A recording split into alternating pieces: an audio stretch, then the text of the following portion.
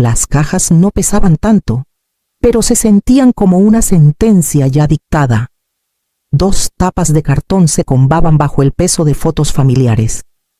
El uniforme de Esteban, las cartas que mi madre guardaba con su letra cuidadosa, las subí por los escalones de la casa en la calle Jardín. El mismo porche donde alguna vez vi a mis hijos dibujar soles de tiza en las tablas. Isabela me recibió en la puerta antes de que pudiera tocar. No gritó. Nunca lo necesitaba. Su voz cortó el aire con esa calma ensayada. No entras a la casa hasta que pidas disculpas. No dijo por qué. No hacía falta. Ambas sabíamos que se trataba de su vestido. De una mentira repetida hasta que sonó a verdad. Tras la mosquitera, Diego estaba con los brazos cruzados. Sus ojos se fijaron en las tablas del suelo, siguiendo las vetas como si fueran más urgentes que mi rostro. Esperé a que carraspeara, que me invitara a pasar, que dijera algo para aclarar el malentendido. No dijo nada. Le dije que traía las cajas que pidió, las del ático. No se movió. Los brazos de Isabela se cruzaron más fuerte, como una barricada. Sentí un nudo en la garganta, pero aún así me agaché y empujé la caja más cercana con la punta del zapato. Retrocedí. Las levanté una por una y las llevé al coche. Me dolían las rodillas, pero mantuve la espalda recta. 42 años viviendo en esas habitaciones. Y ahora estaba fuera como una intrusa. Dejé las cajas en la cajuela. Las cerré con cuidado y me senté al volante. Los hortensias azulaban contra la cerca. El regalo de Esteban de hace décadas. Giré la llave, y cuando el motor arrancó, una certeza me golpeó al caer la noche. Esta casa ya no sería suya para impedirme entrar. Todo empezó en la carne asada de hace 2 semanas, cuando el humo del nuevo asador de Diego flotaba por el patio y los vecinos se reunían con platos desechables. Isabela lució un vestido de seda clara. No algo que usarías cerca de una flama o niños con botellas de catsup. Aún así, a mitad de la noche, se puso a sacudir la tela, girando hacia los demás con un gesto ensayado. Se lo rasgó, dijo, señalándome con la cabeza. Justo antes de la cena, las charlas se apagaron. Sentí todas las miradas. Recordé haber tropezado con el banco de cedro que Diego instaló días antes, con bordes aún ásperos. Lo mencioné. Ofrecí pagar la compostura, pero Isabela desechó mi oferta con una sonrisa que no era tal. No pasa nada, dijo. Y luego repitió la historia a quien quisiera escuchar. Para cuando llegó el postre, su vestido arruinado era el tema de la noche. Así funcionaba ella, nada escandaloso, nunca grosero, solo pequeños ajustes hasta que todos aceptaban su versión como verdad. Mi silla, en su sala, desapareció meses atrás, reemplazada por algo de un catálogo. Cuando pregunté, Isabela dijo que no combinaba con el nuevo diseño. En las cenas, cuando hablaba, su voz se colaba sobre la mía, terminando frases que yo no había acabado. El vestido rasgado fue la excusa que necesitaba. Una mentira pulida hasta volverse verdad pública. Ahora era la condición para mi regreso, la prueba de que yo era el problema. La razón por la que Diego mantenía la mirada en el suelo. Regresé del porche con ese recuerdo resonando más fuerte que su silencio, y supe que debía reunir los papeles que aún llevaban mi nombre. La casa estaba en silencio cuando regresé. Un silencio que cargaba memorias, no paz. Dejé las cajas en la mesa de la cocina, la misma que Esteban lijó a mano cuando nos mudamos. A las 4:10 de la tarde, la luz atravesó la ventana del poniente, cortando la superficie en su línea de siempre. Like me, había medido tantas veces que ya no necesitaba reloj. Levanté la tapa de la primera caja. El cuaderno de cuero de Esteban estaba arriba, donde anotaba listas de pendientes con letra apretada. Ajustar válvula de lavadero, cambiar barandal del porche, engrasar bisagra de la reja. Bajo esas líneas prácticas había otras más pequeñas, casi escondidas en el margen. Planear fin de semana de aniversario. Llamar a florista. Su letra parecía tan viva como el día que la escribió. Luego vinieron fotos de Diego y Clara de bebés, rizos pegados a la frente tras el baño, caritas llenas de betún en cumpleaños que aún puedo saborear. Me detuve en cada una, trazando sus bordes. En otro sobre estaban los recibos de impuestos de la Municipalidad de San Marcos, todos sellados como pagado con mi nombre debajo. Los extendí como si fueran naipes. Al fondo de la caja, la escritura copropiedad, firmada tras el funeral de Esteban. Cuando Diego insistió que sería más fácil, no discutí entonces. Estaba demasiado agotada, demasiado rota. Pero dentro del archivo estaba la cláusula que Esteban quiso incluir: derecho de uso vitalicio para Mariana Sol Resolve. Mi derecho a vivir, a ocupar, a decidir. Llamé al banco y pedí hablar con Javier Cho. Paciente, metódico. Explicó el lenguaje. Tu parte es tuya, señora Sol Resolved. Esa cláusula te da el control. Si decides vender, puedes hacerlo. Su voz era firme, sin sorpresa. Me dio el nombre de un abogado en la calle Hidalgo Marcos Bello, especialista en transferencias de propiedades. Colgué y me quedé quieta. El dolor por la ausencia de Esteban me golpeó, repentino como el día que dejó la mesa a media sopa y nunca volvió. Pero con el dolor llegó claridad. La escritura no era una cadena, era una llave, y si decidía girarla, nadie podría volver a cerrarme esa puerta. A la mañana siguiente, reuní los documentos y caminé al centro hasta la oficina de Marcos. La oficina de Marcos Bello miraba hacia la calle Hidalgo, con persianas a medio bajar contra el sol de finales de verano. Leyó la escritura con el cuidado de quien ha visto demasiadas familias deshacerse por propiedades. Sus lentes resbalaban por su nariz mientras trazaba la cláusula de Esteban con un dedo. Tu hijo puede discutir el precio, dijo, con tono sereno. Puede cuestionar si la evaluación es justa, pero la venta en sí, eso tú lo autorizas. Esta cláusula lo asegura. Las palabras cayeron como un veredicto. Puse el sobre grueso de recibos en su escritorio, cada uno con mi nombre y firma a lo largo de 4 décadas de impuestos. Los revisó despacio, asintió una vez y los ordenó. Tú has sostenido esta casa, añadió en voz baja. Los registros lo dejan claro. Llevé los papeles a casa y los extendí en la mesa del comedor. La cocina aún olía levemente a pay de arándanos de la noche anterior, pero el dulzor ya no suavizaba el amargor. Marqué el número que Ruth me dio semanas atrás. Una corredora de confianza. Valeria Lowell, respondió la voz, rápida pero cálida. Expliqué la situación con frases cuidadas, sosteniendo el teléfono con una mano y el cuaderno de Esteban con la otra. Escuchó sin interrumpir y luego preguntó: ¿Quieres visibilidad o rapidez? Rapidez, dije, y sin alboroto.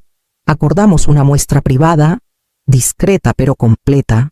Valeria prometió traer a un inspector de confianza, alguien que conociera los detalles de casas construidas en los 80.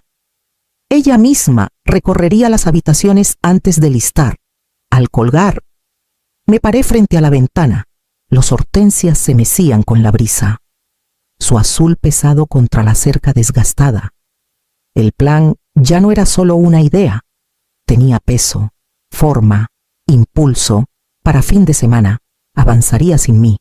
Esa noche, mi celular vibró 2 veces, primero con el nombre de Diego. No hagas esto más grande de lo que es. Como si la traición se midiera en tamaños, como si unos centímetros de silencio fueran menos que 40 años de lealtad. Minutos después, llegó el mensaje de Isabela, breve y pulcro. Aceptaremos tus disculpas mañana. Abrí la carta de Marcos, repasé la cláusula resaltada que llevaba la insistencia de Esteban y presioné enviar. Tendrían su respuesta en forma legal, no de mi boca. La cocina se oscureció, pero saqué harina del despensa y mantequilla del refrigerador. Mis manos trabajaron de memoria, doblando masa, endulzando arándanos. El pay era solo para mí, aunque cuando Ruth Delgado pasó con tomates de su huerto, corté una rebanada para cada una. Probó y dijo suavemente: las cosas crecen donde las cuidas. Tras su partida, saqué 2 cajas del closet del pasillo y las puse en la mesa. En una escribí con marcador negro: cosas que son mías. En la otra no vienen conmigo. El reloj de Esteban fue a la primera, firme como siempre. Un delantal de broma de Isabela fue a la segunda sin dudarlo. Cuando el horno se enfrió, las líneas estaban trazadas. Mañana llegarían extraños a la casa. Pero esta noche, el orden ya había comenzado. Valeria llegó justo después del desayuno, puntual y directa, con un hombre que presentó como Gabriel Rentería. Llevaba un portapapeles y recorrió la casa con una atención casi reverente. Golpeó los zócalos, revisó enchufes, se asomó al ático con una linterna. Huesos fuertes, dijo, anotando. El tejado está sólido, un poco de sellador arriba, nada grave. Quien compre esta casa tendrá algo que vale la pena conservar. Lo seguí de cuarto en cuarto, más testigo que anfitriona, escuchando las observaciones de Gabriel mientras Valeria asentía. Al salir, ella se detuvo bajo los hortensias, su color aún vibrante contra la cerca gastada. Creo que ya tengo a los compradores perfectos, dijo. César y Nora Duarte, originarios de Querétaro, recién regresados de Tijuana. Perdieron a su único hijo hace 2 años y buscan un lugar con raíces, no algo montado para vender. Quieren una casa con historia. Algo en su tono me dijo que creía que este era su lugar. Asentí, sin confiar en mi voz, por la tarde, mientras ordenaba otro cajón de papeles. El nombre de Marcos apareció en mi correo. El asunto decía documento adicional. Abrí el archivo y reconocí la letra de Esteban al instante. Era un acuerdo adicional redactado durante los cambios originales de la escritura. Una cláusula que olvidé que siquiera discutimos. Me otorgaba autoridad unilateral para vender en caso de dificultades o si la copropiedad se volvía insostenible. Las palabras eran claras, pero el impacto fue profundo. La capacidad de Diego para obstruir quedó cortada de raíz años atrás, aunque ninguno lo recordábamos hasta ahora. Esteban había pensado en todo, protegiéndome de maneras que no reconocí entonces. Leí la carta 2 veces, con la garganta apretada, no por pena, sino por algo más firme alivio. Imprimí el documento y lo puse encima del archivo creciente, la evidencia de una vida medida en firmas y recibos. Por primera vez desde el ultimátum en el porche, sentí el suelo nivelarse bajo mis pies. Esteban me había dejado una última salvaguarda, y era suficiente. Al día siguiente, Valeria traería a los Duarte para una muestra privada. Valeria llegó justo antes del mediodía con los Duarte detrás. Nora entró primero a la cocina, pasando la mano por las puertas del despensa, deteniéndose en los pomos disparejos que Esteban compró en un mercado de pulgas. Tienen carácter, murmuró, sonriéndome como si le hubiera hecho un favor al dejarlos ahí. César avanzó más despacio, atraído por las ventanas traseras. Al salir, se quedó bajo los hortensias, tocando las flores con cuidado, como si fueran reliquias frágiles. Recorrieron las habitaciones sin prisa, sin tratar la casa como un objeto para medir y reemplazar. En la sala, Nora preguntó dónde estaba el sillón. Podía sentir un hueco en el espacio. Le conté de las horas que pasé leyendo ahí, de Esteban durmiéndose con crucigramas en las rodillas. Escuchó cómo lo haría una hija, no una extraña. Cuando terminó el recorrido, Valeria nos llevó de vuelta a la cocina, puso su portapapeles en la mesa y habló con una calma que no dejaba dudas. Están listos para hacer una oferta al precio completo, dijo, en efectivo, sin contingencias, con cierre rápido. Quieren cerrar antes de fin de mes. No necesitaba pensarlo. Los documentos ya estaban apilados a mi lado, con la carta adicional de Esteban encima. La aparté para hacer espacio al contrato. Nora me miró con gratitud silenciosa, como si mi decisión le ofreciera no solo una casa, sino un nuevo comienzo. Firmé cada página con cuidado, mi pluma firme, mi nombre seguro. Cuando terminé, la casa ya no era mía, en espera era suya en promesa. 1 hora después, mientras Valeria se iba con los papeles, mi celular se iluminó con el nombre de Diego. ¿Qué estás haciendo para esto? Tenemos que hablar. Los mensajes llegaban en ráfagas, cada uno más desesperado. Puse el teléfono boca abajo. El mensaje de Isabela llegó después. Frases largas y cortantes, como un memorando corporativo. Esto desestabiliza la estructura familiar. Estás creando confusión innecesaria para Lila. No podemos respaldar un comportamiento tan imprudente. Lo leí una vez. Luego reenvié ambos mensajes y los documentos firmados a Marcos con una nota breve. Proceda como está planeado. La luz de la tarde se extendió por el suelo, delgada y dorada.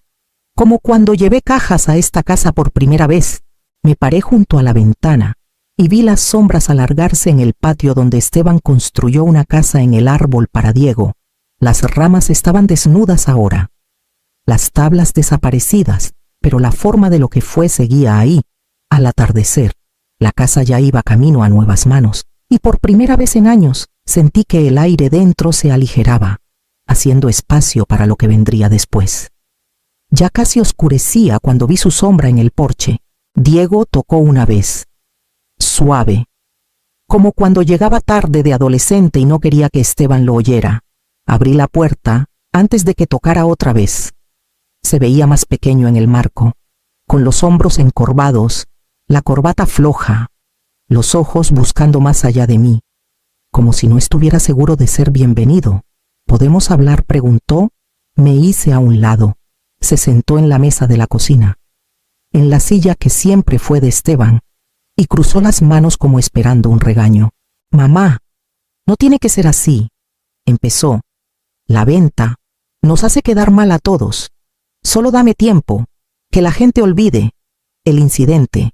Luego arreglamos algo. Lo vi luchar con la palabra disculpa, pero nunca la dijo. En cambio, se inclinó hacia adelante, bajando la voz. Tal vez mamá no. Su frase quedó colgando, la defensa que esperé años escuchar, pero igual de rápido, retrocedió. De todos modos, las apariencias importan. Por Lila, por todos. Me levanté, fui al cajón y saqué la carpeta que preparé. Puse cada hoja en la mesa, recibos de impuestos de décadas, facturas de reparaciones a mi nombre, estados de cuenta con cada pago de hipoteca desde que Esteban murió.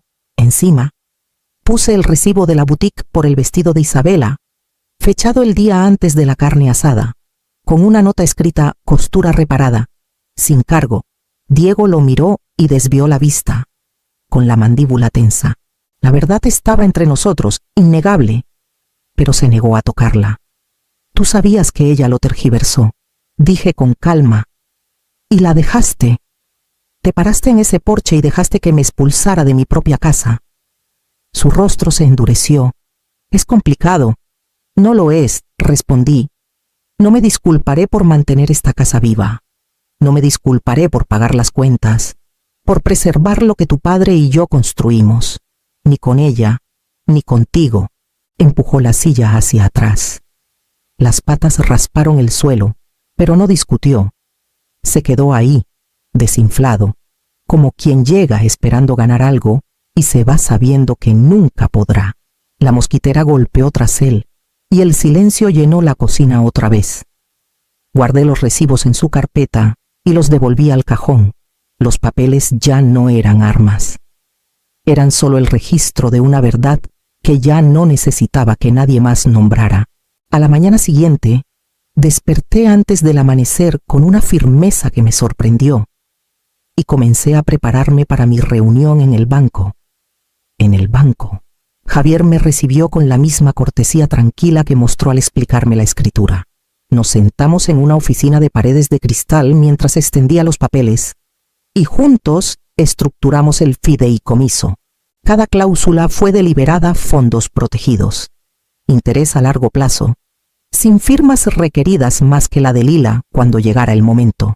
Firmé con mano firme. La pluma no tembló. Ese fin de semana, Lila llegó desde Valle de Bravo con una bolsa de panecillos calientes que compró en el camino. Parecía mayor de 19 en ese momento, con el cabello recogido, los ojos cautelosos pero amables. Nos sentamos en la mesa de la cocina, la que pronto sería de alguien más, y deslicé una pequeña llave por la superficie. La tomó, confundida. ¿Qué es esto, la caja de seguridad? Dije. Todo lo que necesitarás algún día está dentro. No ahora, aún no. Pero cuando sea tuyo, no tendrás que pedirle permiso a nadie. Sus labios se entreabrieron, su voz titubeante.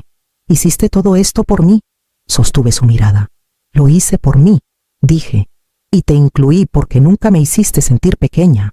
Tomó mi mano entonces, apretándola con una seriedad que me dijo que entendía más de lo que quería admitir. Al día siguiente, Marcos me reenvió una copia del último intento de Isabela, un correo que envió al jefe de Diego, insinuando inestabilidad familiar. La respuesta de Marcos fue precisa y cortante. Cesen cualquier intento de interferir con una transacción válida, o enfrenten consecuencias. Después de eso, mi bandeja quedó en silencio. Cerré la laptop, aliviada por la calma. Lo que importaba ya estaba asegurado. No en paredes ni escrituras, sino en la línea de confianza que ahora pasaba por las manos de mi nieta. La casita en la costa esperaba. La llamada llegó a media mañana, el depósito se registró. La transferencia se confirmó. La venta estaba completa. Cerré el teléfono. Me quedé junto a la ventana un largo rato y luego tomé mi bolsa. La casa en la calle Jardín ya no era mía. La carretera a Puerto Vallarta me llevó al oeste por campos ondulados. Tierras girando hacia el otoño. El aire espeso con olor a pasto cortado. Al subir por la Sierra Madre, la niebla se arremolinó entre los pinos y para cuando descendí hacia la costa, el puente de la bahía de Banderas emergió de la bruma como un recuerdo que resurge.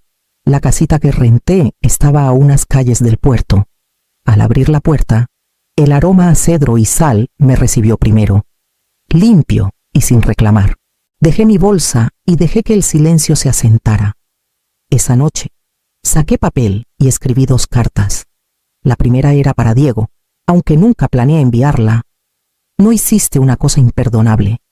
Hiciste 100 cosas olvidables, y ya no las cargaré más. La segunda la sellé y la dirigí a Lila. No nos definen las habitaciones en las que nos encogemos, sino las que nos negamos a aceptar. Recuérdalo cuando llegue el día en que debas elegir tu propia puerta. Más tarde, en un cuaderno sencillo, escribí 3 líneas, firmes y finales. No soy una carga. No soy un plan B. No lo siento. Dejé la pluma. Abrí la ventana y dejé que el aire del océano llenara la habitación. La marea subía, trayendo el sonido de las olas contra las rocas, paciente y seguro, llevándome hacia lo que esperaba más allá de este nuevo umbral.